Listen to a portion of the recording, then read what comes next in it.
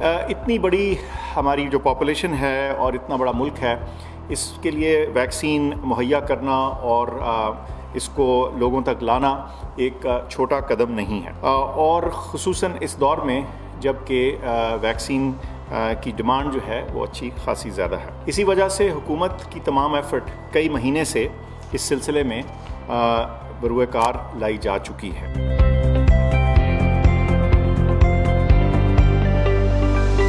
جو پہلا قدم تھا وہ یہ تھا کہ ماہرین کی ایک کمیٹی بنائی گئی، اس ٹاپک کے ماہرین کی،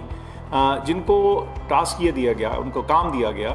کہ وہ تمام ویکسینز جو دنیا بھر میں تیار ہو رہی ہیں ان میں سے ایک لسٹ بنائیں، ایک شارٹ لسٹ بنائیں ان ویکسینز کی جو کارآمد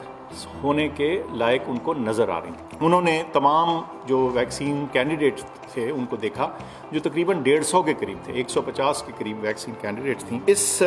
ٹیکنیکل کمیٹی نے یہ ساری انفارمیشن دیکھنے کے بعد کچھ اہم جسے کہتے ہیں نکات سامنے رکھے، جس کے تحت یہ فیصلہ کیا جائے کہ کون سی ویکسینز لی جائیں گی۔ اس میں یہ دیکھنا تھا کہ کون سی ٹیکنالوجی بروئے کار لائی گئی ہے۔ اس میں یہ دیکھنا تھا کہ بیماری سے بچاؤ کی جو ایفیکیسی ہے، یعنی اس کی افادیت ہے، جو ویکسین کی طاقت ہے وہ کتنی ہے۔ اس کے علاوہ کیا ویکسین سیف ہے۔ پھر یہ کہ ویکسین کو سپلائی کرنے کے لیے کولڈ چین کی کیا ریکوائرمنٹس تھی، پھر اس کی کاسٹ کیا ہے، اس کی قیمت کیا ہے، اور یہ پھر دیکھنا ہے کہ جس کمپنی سے بات ہو رہی ہے اور اس کی پروڈکشن کیپیسٹی کتنی ہے، وہ کتنی ویکسینز بنا سکتے ہیں اور کتنے وقت میں، اور بر وقت ڈیلیور کرنے کی کیا قابلیت موجود ہے اس کمپنی۔ اس کے ساتھ ساتھ ایک ایفرٹ جاری تھی کہ وہ تمام ویکسینز جن کے ابتدائی اور مرتب ہوئے ہوئے نتائج سامنے آنا شروع ہو جائیں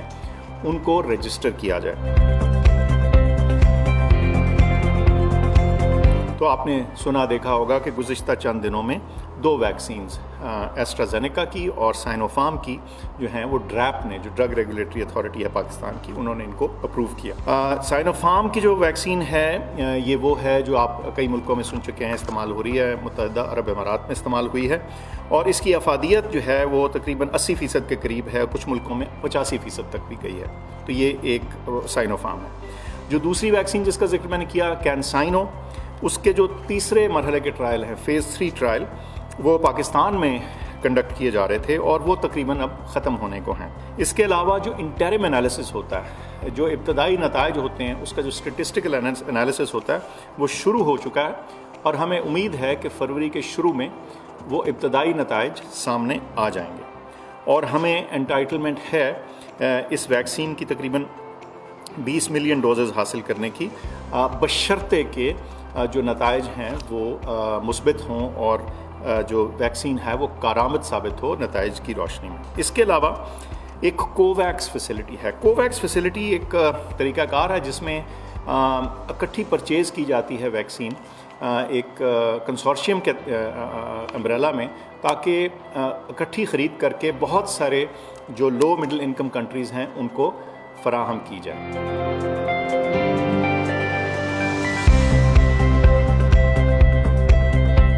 اس کے لیے تیاری، سٹوریج کے لیے، ڈیلیوری کے لیے اور اس کو لگانے کے لیے وہ جیسے میں نے ذکر کیا بہت اہم ہے۔ جو ہمارا EPI ہے، ایکسپینڈڈ پروگرام فار امیونائزیشن، جو کہ ٹیکے لگانے کے لیے، حفاظتی ٹیکے، اس کے مربوط اور پراپر طریقے موجود ہیں، ان کے پاس ٹریننگ موجود ہے اس کو کرنے کی، اور EPI نے اپنا جو کولڈ چین ہے اس کو ریویو بھی کر لیا ہے، اس کو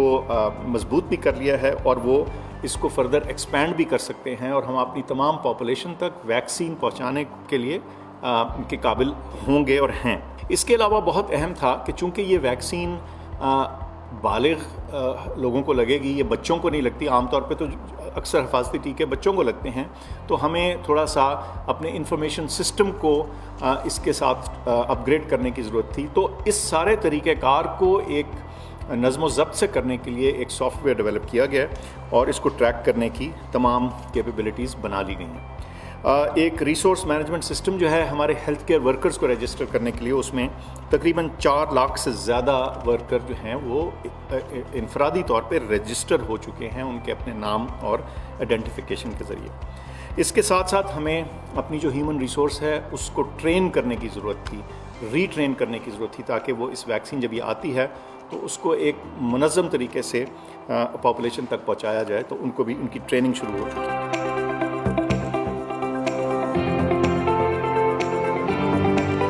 اب اس معاملے میں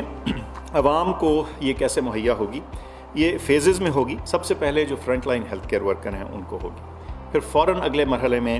جو دیگر ہیلتھ کیئر ورکر ہیں اور وہ لوگ جو 65 سے اوپر عمر کے ہیں، پھر جو 60 سے اوپر والے ہیں، اور پھر بتدریج وہ تمام پاپولیشن جو 18 سال سے زیادہ عمر کی ہوگی۔ اور میں پھر یہ واضح کرتا چلوں کہ یہ فراہمی فری آف کاسٹ ہوگی۔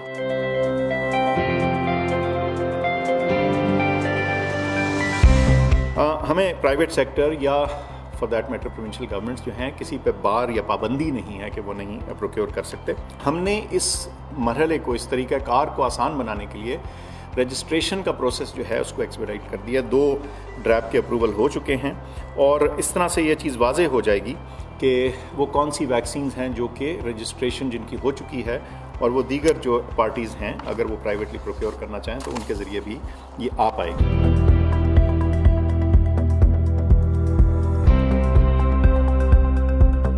اب مجموعی طور پہ کیا سٹیٹس ہے؟ اس وقت ہمیں کبھی امید ہے کہ جیسے میں کہتا آ رہا ہوں کہ پہلی سہ ماہی 2021 کی، جس میں اب ہم ہیں، جنوری سے لے کے 31 مارچ کا جو ٹائم فریم ہے، اس میں انشاءاللہ ہم تقریباً 1 ملین ڈوزز جو ہیں وہ فراہم کرنے کے قابل ہوں گے، اور ہم سمجھتے ہیں کہ اس کے فوراً ساتھ آگے اس سے زیادہ تعداد میں جو ویکسینز ہیں اس کے علاوہ وہ بھی ہم obtain کر لیں گے۔ یہ بھی بتاتا چلوں کہ چونکہ وہ پہلے 1 ملین یا 1.1 ملین ویکسینز کا ذکر ہوا تو کچھ لوگوں کو یہ غلط فہمی پیدا ہو گئی کہ بس یہاں بات رک جائے گی، بالکل ہرگز نہیں۔ اسی لیے میں نے کچھ دیگر پلانز جو ہیں وہ بھی آپ کے سامنے رکھے ہیں۔ ہماری تقریباً 220 ملین آبادی ہے، جس میں سے تقریباً 120 ملین لوگ جو ہیں وہ اندازاً اپروکسیمیٹلی وہ 18 سے نیچے کے ہیں۔ تو اس میں ایڈلٹ پاپولیشن جو بالغ لوگ ہوتے ہیں، 18 سے زیادہ عمر کے ہوتے ہیں، ویکسین انہی کے لیے اپرووڈ ہے اور انہی کو لگائی جاتی ہے۔ تو تقریباً ہمارا خیال ہے کہ اگر ہم 70% کے قریب اپنی پاپولیشن کو ویکسین فراہم کر دیں تو جو ہے امیونٹی حاصل ہو سکتی ہے۔ آپ کی توجہ کا بہت شکریہ، اور انشاءاللہ جلد آپ کو اس بارے میں کچھ بہتر خبر بھی دینے کے قابل ہوں۔